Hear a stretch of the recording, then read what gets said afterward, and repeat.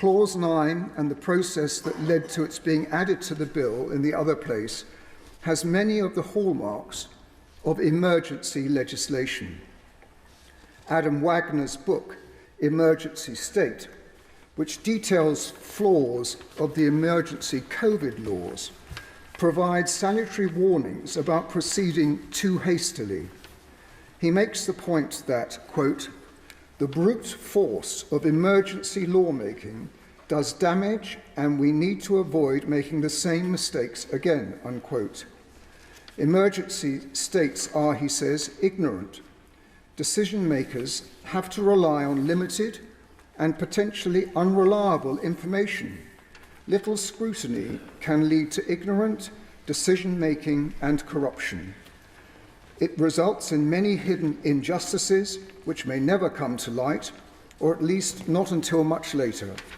And the vast powers can well outlast the emergency which was used to justify them. There is not even the need for emergency legislation here, as there was with the COVID outbreak. Surely a review, as detailed in my amendment, to be completed within a year, would provide Parliament the evidence to produce a considered response to what is actually going on near abortion facilities. We are all aware that abortion is a contested ideological issue.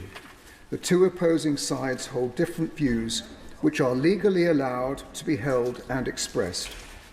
However, I would return again to my point that this bill is not about the rights and wrongs of abortion.